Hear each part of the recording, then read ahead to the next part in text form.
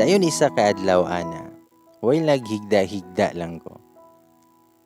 Ning kalit man nagpanawag si mama sa kuha, kay naa daw nangita nako.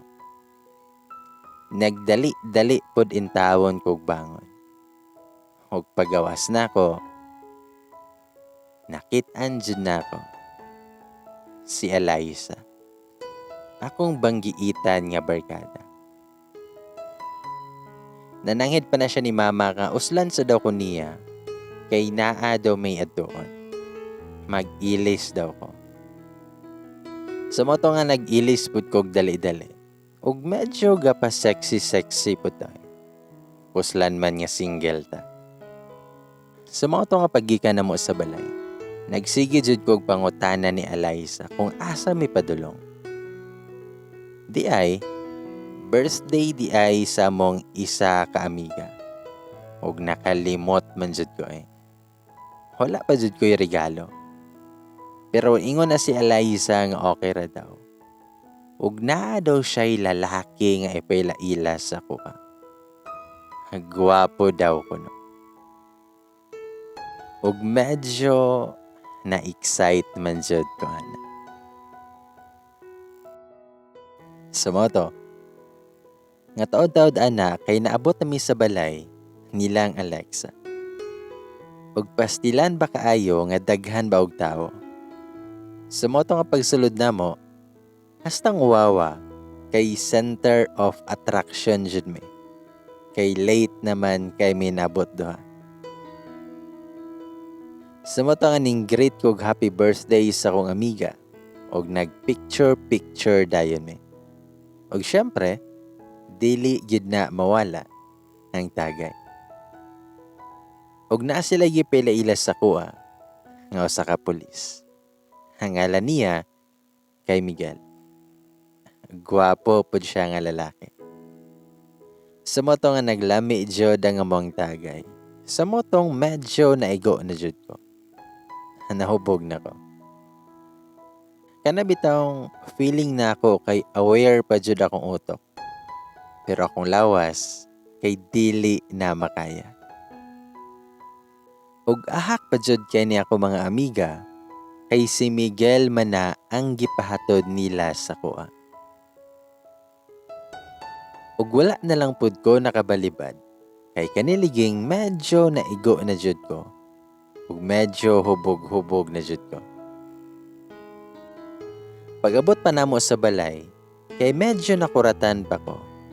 Kay naa may sakyanan nga naa sa gawas sa balay. Siguro kay naay bisita si Papa. Ug giagak pa jud tawon ko ni Miguel pasulod sa balay. Kay murag dili naman nako kayang mulakaw. Sa moto nga nakaagbay ko niya, while iyahang pikas kamot kay naa sa kong hawak. Ing ato jud among porma pagsulod namo sa moang balay.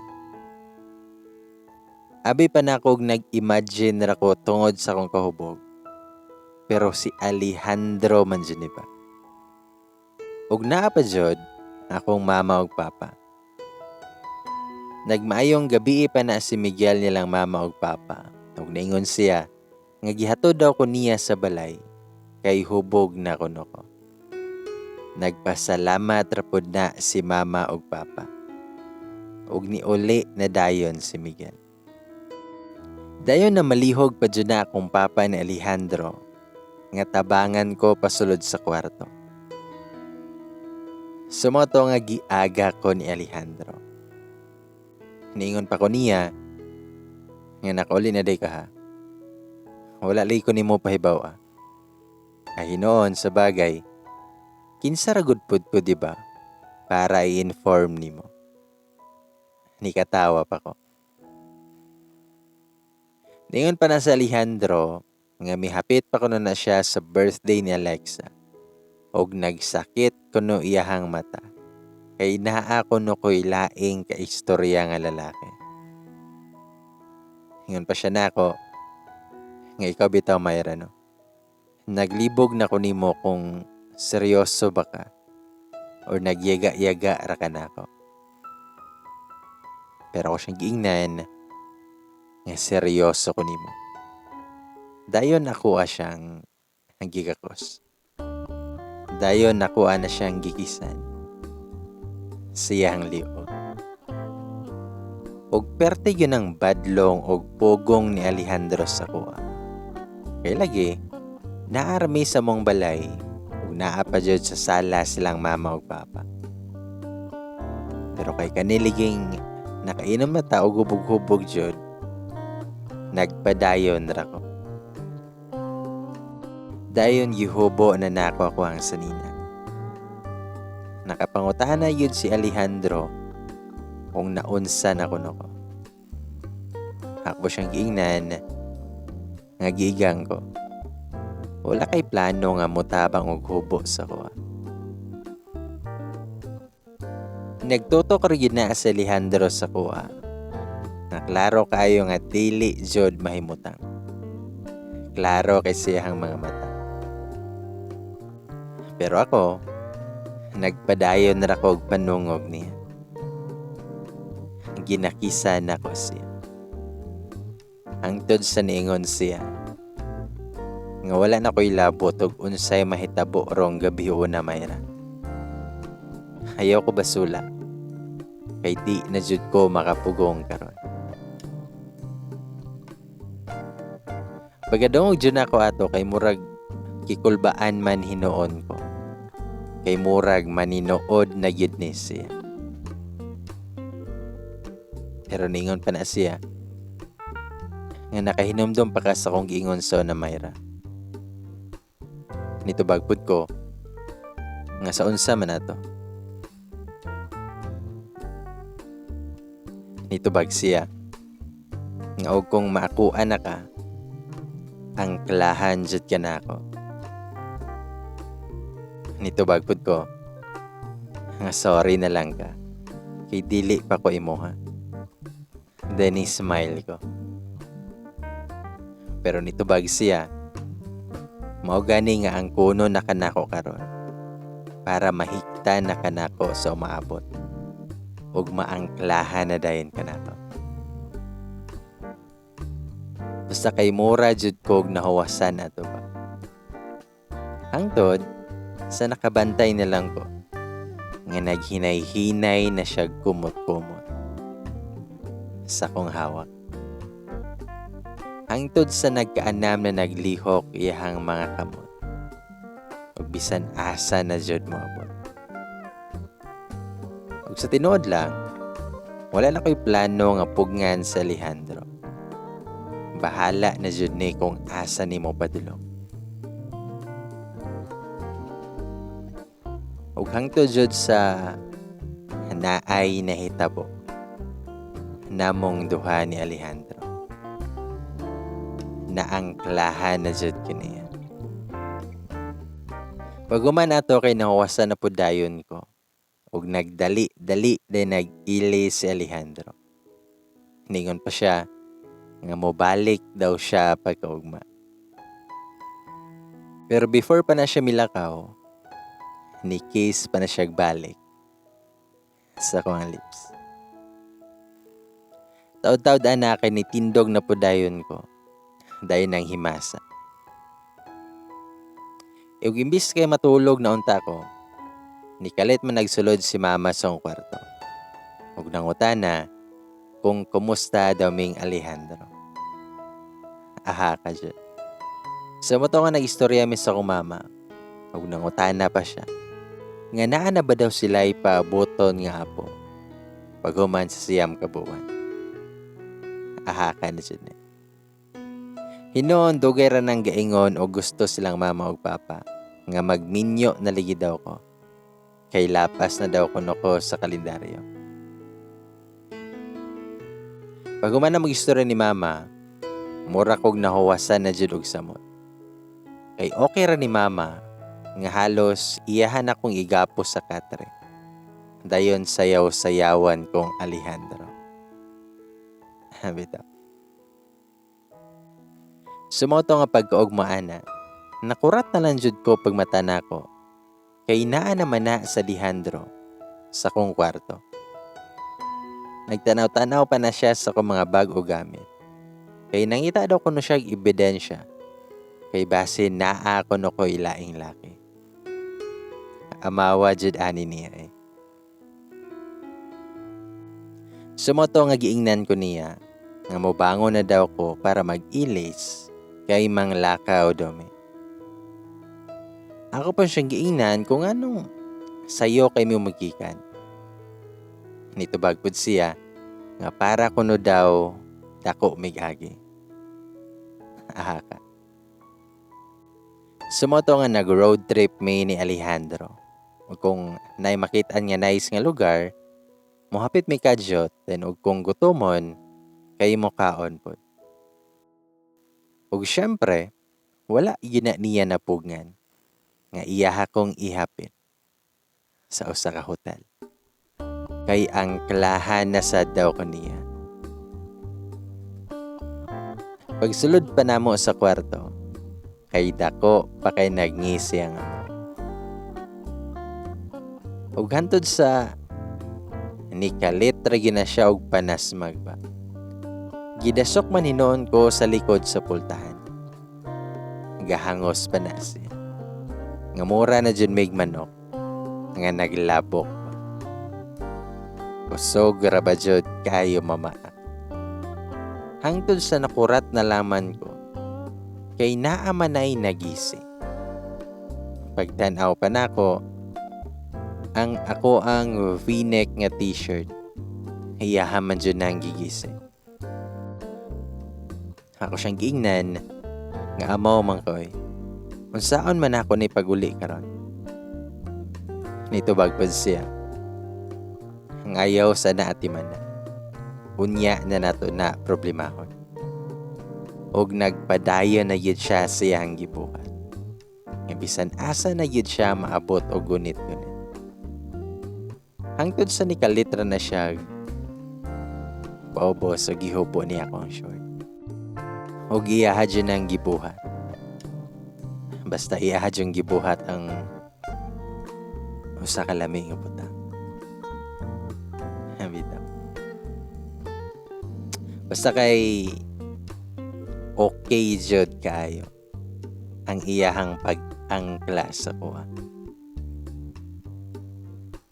Sa moto nga after ato, nang hapit na may sa ka beach resort. Pero nagtanaw-tanaw lang mi dito. Kay nindot kayo ang view. Sa moto nga while pauli na mi. Nikalit raman nag-ingon si Alejandro. Kung naa ba daw siya'y chance sa kuha. Kay manguyab daw siya nako. Ako pa siyang giingnan. Halakan ni mo Alejandro eh. Kinahanglan pa ba na nga ipangutana? After sa mga nahitabo na to. Nitubag pud siya. Nga seryoso ko Mayra.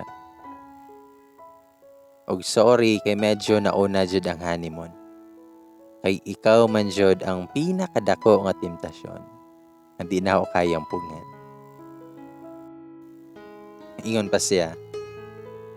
Nga basta Mayra. Uyab na ta. Kasabot ka. Nitubagpod ko nga. Nisugot day ko. Tubagpod siya. Ayaw nagsupak Mayra. Kay wata kahibawo nga naamadatay paabuton after siyam kabuwan. Hug ni smile siya. Ahaka jud ani niya eh. Sa matong milabay ang pila ka adlaw. Birthday na sad sa kong amiga, ang si Kim. Siyempre, kompleto og tapok-tapok na sad mi nga mga magbarkada. Ug ato nga time, nakabalo na sila nga uyab na mi ni Alejandro. Sa moto nga, kami jod ang ilahang gihimo nga pulutan.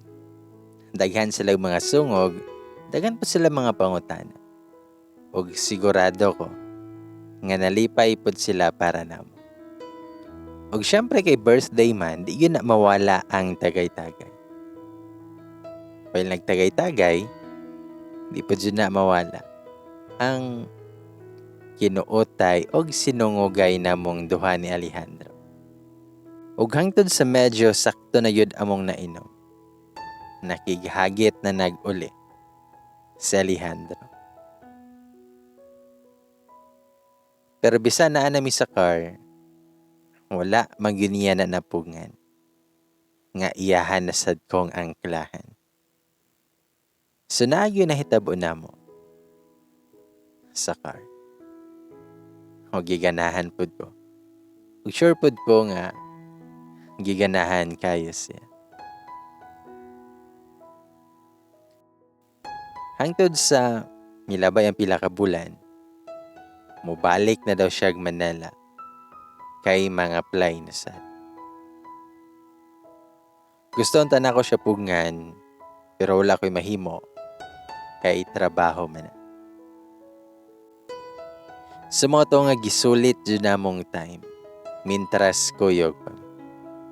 Napay one time ana nga nag-movie marathon mi sila ha. Ug syempre, wala yun na human ang salita. Kay naghimo pod mi sa mo ang salita. Bitaw. Ug hangtod sa niadto na yug Manila si Alejandro. Then isa ka adlaw ana, while busy kog scroll, nikalit na sad nag-abot ako ang amiga. Abi na kog makigilaag na sad ni. Pero naa siya'y chika sa kuha. Na siya gisulti about ni Alejandro. Na daw siya'y nahibawan.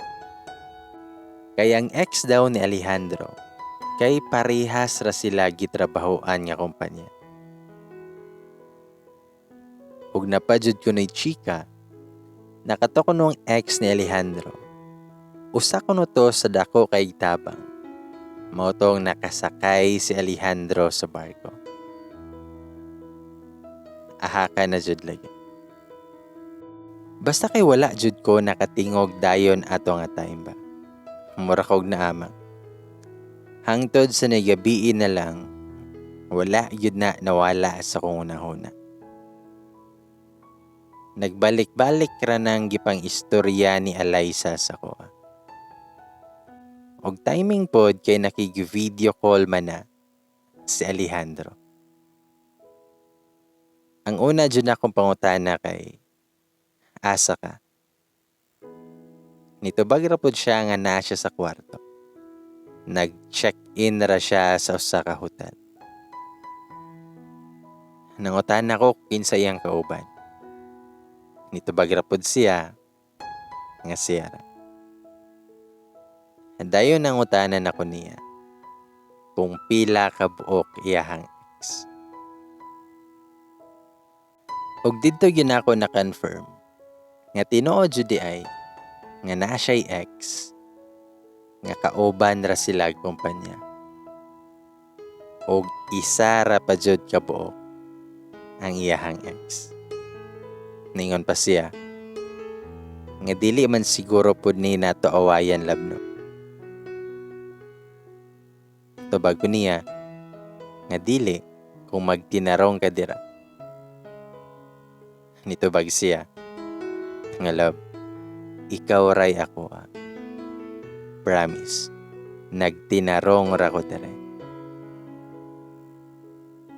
Ug daghan pa unta kog pangutanan niya, pero niingon ra man na siya nga pasabton ra daw ko niya in person. Ug gikapoy po daw kuno siya kay gikan pa siya og medical. Ug kinahanglan pa daw niyang mobalik og sayo silahang kumpanya kay naa pa daw siya'y mga asikasuhon og permahan. Sa moto nga nag-goodbye na siya nako, nag-I love you pa siya. Pero nitubag ra ko. Dayon gipalong na namo ang video call. Pagumanan na akong gibuhat, kay ning adto judayin ko siyang account. Kay kabalo naman ko siyang password. Og kabalo pod siya sa akong password. Sa moto nga okay pa akong pamati. Kay pagtanaw na ko, wala man po yung mga bae or bae nga nag-chat siya. Pero taod-taod ana kay naman naming chat na. Bay, ay kalimot og maha. Kay na para ba kay permahan ingon imuhang ex. Agoy, basin marriage certificate na ni. Day na ay mga emoji nga katawa. Basta kay wala jud ko kasabot sa kuang na feel.